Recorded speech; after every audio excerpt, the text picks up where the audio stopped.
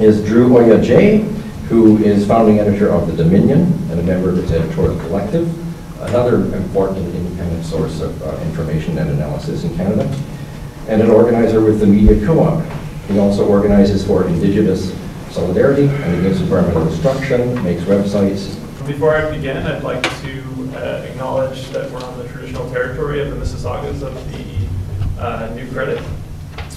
My name's Dru Oja Jay. I'm with the Media Co-op, which is a project that sort of came out of The Dominion, which was a newspaper that published for a number of years, before we realized that there were significant limits to the sort of amount of growth that we wanted to have as an independent media source that could really challenge the media status quo. And we put a tremendous amount of effort into thinking and acting through sort of what we can do to create media or to create a media sort of infrastructure, to create a media organization that matches the following criteria. So that it's funded and owned by the people who use it, that the people have a stake in that media coverage that results, that's rapidly replicable. In other words, that that doesn't have a sort of limit to its growth, but that can be decentralized enough that it can rapidly spread across the country and hopefully around the world, and that's adaptable to a lot of different sort of local situations. So what we came up with was the Media Co-op, and it's basically the Media Co-op consists of a series of locals. Right now we have locals, so local media co-ops that operate in Halifax, Vancouver, Toronto, and very soon in Montreal. And that's just in the first year of sort of starting that. We have about 500 members that pay anywhere between $15 a year to $100 a month to support the Media Co-op, and the vast majority of our funding comes from those members.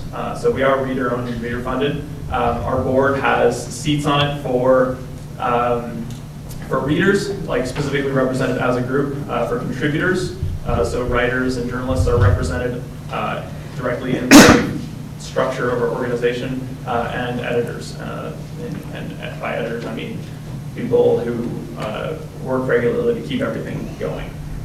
And we publish The Dominion as a sort of flagship publication, but each local has its own website and does its own sort of range of activities, from publishing like a one-page broadsheet newspaper to holding teach-ins and skill shares, and getting the maximum amount of people sort of involved directly in the day-to-day creation of media, whether it means giving them access to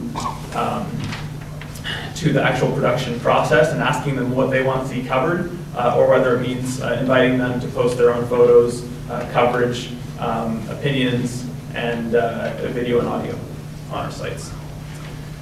So what I want to say is I just want to explore a little bit the meaning of the title of this conference, which is Making Media Public. And by public, I mean, or at least this is what I think of as public, is that it's in the common interest. And I want to exhort all of us, I guess, to think of common interest in the sort of the largest possible definition that we can, because and I'll come back to this, but I think it's really it's crucial that we aim high, in terms of the way we define these things right out, because whatever we set as the goal, we're not going to get any more than that. We may get a great deal less, but we certainly will not get more. So to be in the common interest, I think I take it as a given that the structure of media, if it's to be in the common interest, if it's to be public, has to be democratic. And I think we should look at a maximal definition for that too. So it has to be publicly owned, has to have a maximum of transparency.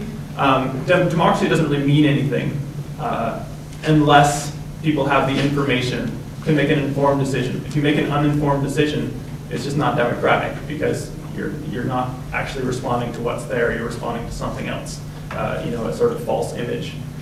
So what this means is, the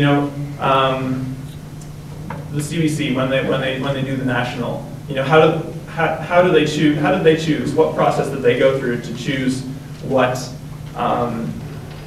was on there? And furthermore, what led up to that process? I think all that information for media to truly be public has to be available. You have to be able to see the process.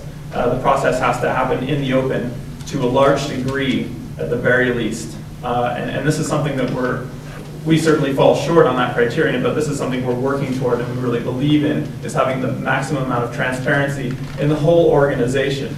Not just, so what stories were excluded when they chose that one story to be the headlining story, and there wasn't any room. Accountability is another major component of democracy. So for me, I think we have to be, first of all, transparent about who media is accountable to. First, what are the structures of power that inform that? So if it's foundation funded, who are those foundations or what are their interests? We need to have that all out in the open. If it's reader funded, how is it accountable to the readers? If it's government funded, what is the mechanism of accountability between the people whose money is being spent? And I think the Media Co-op is, again, I readily admit that it's imperfect, but we really do believe in this, and we've tried to lead by example by having a board that's made up of the people who have a stake in the organization. So, and then democratic structures at the local level as well, that results in an overall bottom-up structure that devolves as much accountability as possible to the people that actually have a stake. Overall, I would say that democracy means meaningful participation. It doesn't just mean that you get to vote once a year, but it means that you have access and the option to participate in a day-to-day basis in the production of media. There's been a lot of talk of the crisis in media. And a point I want to make is that you can't talk about the crisis in media without talking about the crisis on the planet. We have an economic system that's destroying very rapidly the systems, the ecological systems that sustain human life in large parts of the globe. Canada is unfortunately privileged and won't be as affected by it, but in Africa and Bolivia and the global south in general, they're feeling it already. This is not something that's abstract. And so I think that global systems of inequality and environmental destruction have to be addressed hand in hand with an overall, when we talk about the media crisis. I think we have to talk about the crisis on the planet in general. I don't see how they can be separated. And I guess in conclusion, the only way that I know of to address the crises that I'm talking about are through social movements. In other words, people who get together and say, this status quo is unacceptable, we need to change it, we need to do something about it. It can't be allowed to continue. And I think media has a fundamental role, in accurately portraying what people and movements are saying, but also in allowing the horizontal communication, between people that facilitates movements getting started in the first place. So just in summary, I guess in terms of moving forward, what I'd like to propose is that democratic media support and accurately portray movements, aim for a maximum of transparency, aim for public and community ownership, and make media as accessible as possible to as broad a public as possible, and not just limited to a highly trained elite.